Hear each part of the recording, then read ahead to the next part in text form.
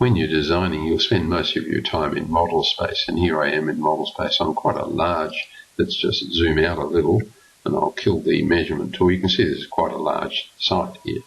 Thousands and thousands of trees are shown, so it's a major redevelopment with roads and paths and so on.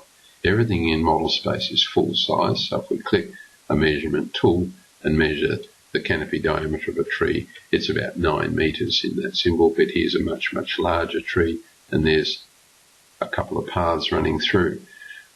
A design as large as this, we would need to present the design on several sheets of paper, and you might, for the sake of argument, on a layout sheet here, you might have some tree planting detail for poorly drained sites and for well-drained soils on the site, and so on.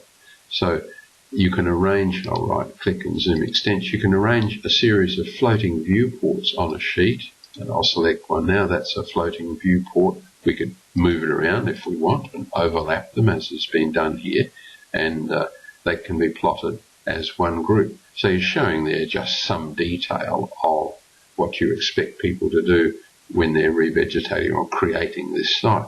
But you'll need a view such as this one, where you might have logos from partners that you're working with, some extensive notes there in a MText box, and here's a frame showing you part of the design. If I just activate that viewport now, can you see that whatever is inside that box gets displayed on the sheet? So we could move the sheet across here, and then we could say display on the layout and deactivate the viewport, and we get a completely different layout.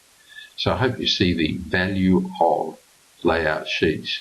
Not uncommon to have 10 or a dozen or more different layout sheets describing various aspects of your design. You'll notice the background there is white.